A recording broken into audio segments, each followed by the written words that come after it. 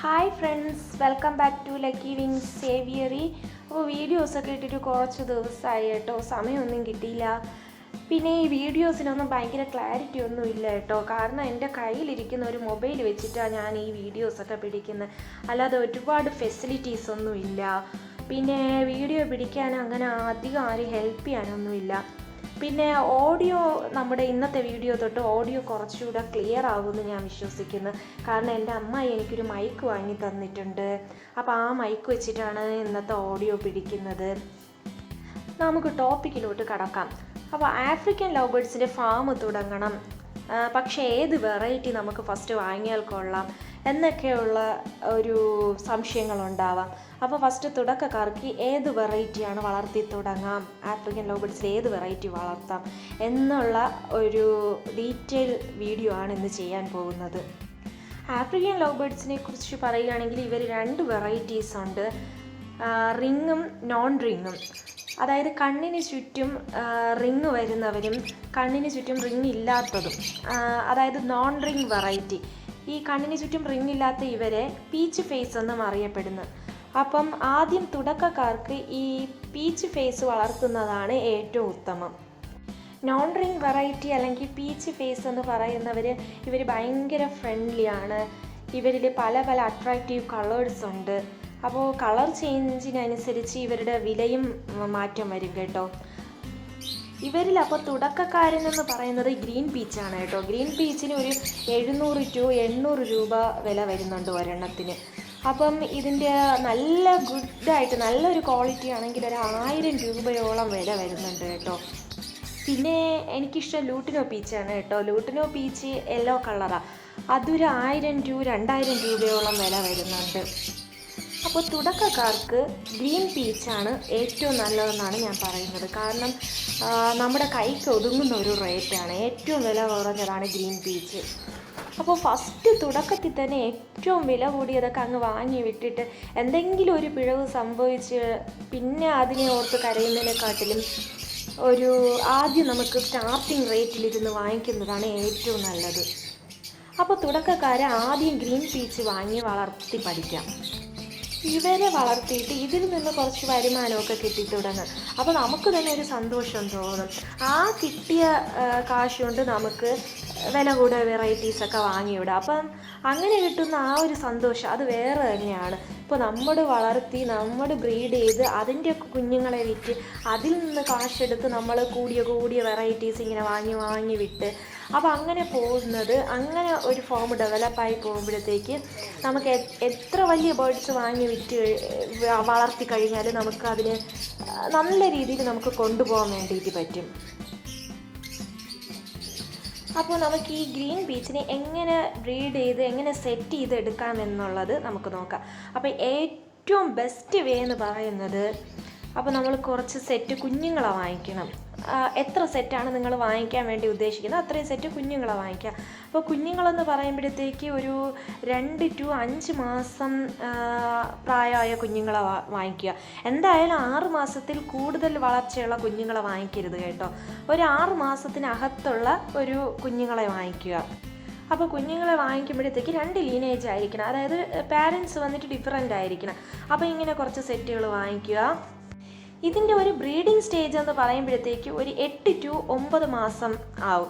അപ്പോൾ ഈ ഒരു 8 to 9 മാസം വരെയും ഇവരെ ഫ്ലൈയിങ് കേജിൽ ഇടണം. ഫ്ലൈയിങ് കേജിലാകുമ്പോഴത്തേക്ക് അവർക്ക് ഇങ്ങനെ പറന്ന് നടന്ന് അവർക്ക് നല്ല ആരോഗ്യം കിട്ടും. അതിൻ്റെ അകത്ത് കിടന്ന് പറക്കാനൊക്കെ ഒരുപാട് സ്ഥലമൊക്കെ ഉണ്ടാകുമ്പോൾ അവർ പറന്ന് കളിച്ച്, ഈ കുഞ്ഞുങ്ങൾ കളിച്ച് വളരണമെന്ന് പറയില്ലേ, അതേപോലെ തന്നെ അവർ ബേർഡ്സും അതുപോലെ തന്നെയാണ്. അതിൻ്റെ അകത്ത് കളിച്ച് വളരുമ്പോഴത്തേക്ക് അവർക്ക് അതിൻ്റേതായ ആരോഗ്യവും ഒക്കെ കിട്ടും. ഈ ഫ്ലൈയിങ് കേജിലിടുമ്പോഴേ അവർക്ക് ഒരുപാട് ഫുഡും ഇതൊക്കെ നന്നായിട്ട് ശ്രദ്ധിക്കണം. ഡെയിലി സ്പൗട്ട് എന്ന് പറയുമ്പോൾ അറിയാമല്ലോ, മുളപ്പിച്ച സീഡ് വെച്ച് കൊടുക്കണം. അപ്പം മുളപ്പിച്ച സീഡ്സ് എങ്ങനെയാണ് മുളപ്പിക്കേണ്ടതെന്നൊക്കെ ഉള്ള വീഡിയോ ഞാൻ മുന്നേ ഇട്ടിട്ടുണ്ട്, അതിൽ വേണമെങ്കിൽ റെഫർ ചെയ്യാം. പിന്നെ വെജിറ്റബിൾസ് ഇട്ട് കൊടുക്കണം. വെജിറ്റബിൾസും എങ്ങനെയാണ് കൊടുക്കേണ്ടതെന്നുള്ളതും ഞാൻ മുന്നേ ഉള്ള വീഡിയോയിൽ ഇട്ടിട്ടുണ്ട്. പിന്നെ സീഡ് മിക്സ്, ഈ ധാന്യങ്ങളെല്ലാം കൊടുക്കാം. പിന്നെ തെന അങ്ങനെ തുടങ്ങിയ ആ സീഡ് മിക്സാണ് കൊടുക്കേണ്ടത്. പിന്നെ അതുപോലെ തന്നെ കാറ്റിൽ ബോൺ, പിന്നെ ഗ്രീൻ ലീഫുകൾ കൊടുക്കാം. ഈ ലീഫ് കൊടുക്കുന്നതിനെ പറ്റിയും ഒരു വീഡിയോ ഞാൻ ഇട്ടിട്ടുണ്ടായിരുന്നു. അപ്പോൾ ഈ ഫ്ലൈയിങ് കേജിലിട്ടിട്ട് നമ്മൾ ഇവർക്ക് ആഹാരം കൊടുക്കുമല്ലോ. അപ്പം അവരുടെ ആ ടൈമും ആഹാര രീതിയും ഒക്കെ ആ ഫ്ലൈയിങ് കേജിൻ്റെ അകത്ത് കിടന്ന് ശരിയാവും.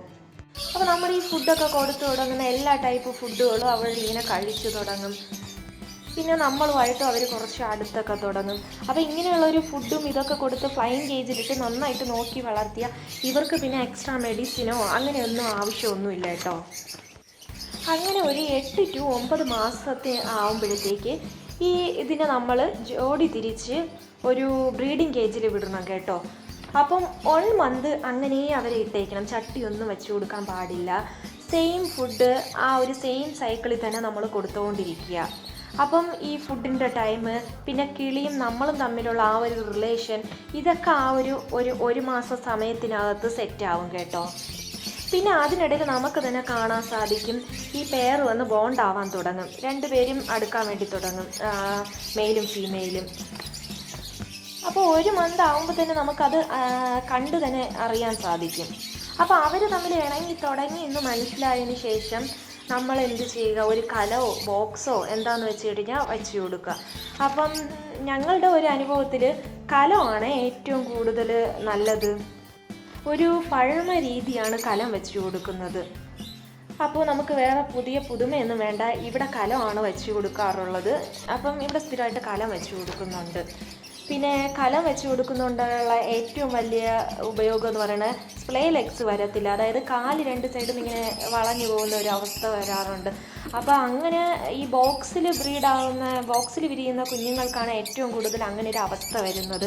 അപ്പോൾ കലത്തിൽ വരുന്ന കുഞ്ഞുങ്ങൾക്ക് അങ്ങനെ വരാറില്ല. ഇവിടെ ഒരു കുഞ്ഞിന് പോലും അങ്ങനെ ഇതുവരെ വന്നിട്ടില്ല, ദൈവം സഹായിച്ച്. അങ്ങനെ നമ്മൾ കലം വെച്ച് കൊടുത്തു. കലം വെച്ച് കൊടുത്തതിന് ശേഷം ഇവർ ഈ കലം ആദ്യമൊക്കെ പേടിക്കും, മാറി നിൽക്കും. പിന്നെ ഇവർ ഈ കലം പരിചയപ്പെട്ടു തുടങ്ങും, അതിനകത്ത് പോകാൻ തുടങ്ങും. അതിൻ്റെ ഒരു വീടായിട്ട് ഫീൽ ചെയ്യും.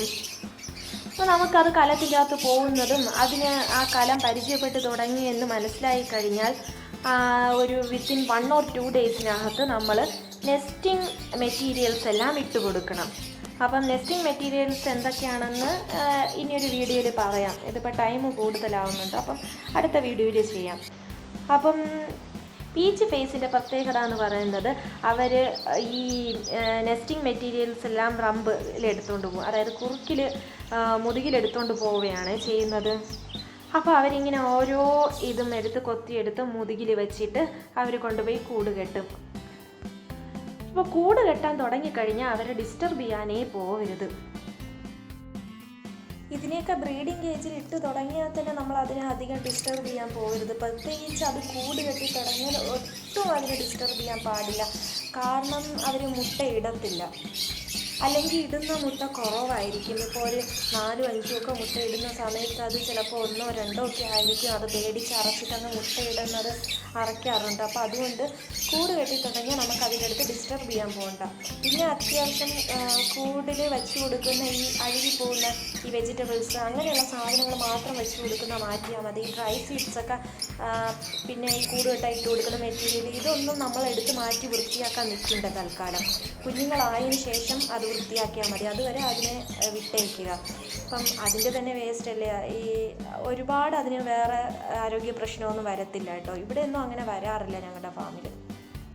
അങ്ങനെ അവർ കൂടൊക്കെ കെട്ടിത്തുടങ്ങിയ ഒരു 1 or 2 ദിവസത്തിനകത്ത് അവരിങ്ങനെ മാറ്റിങ് തുടങ്ങും.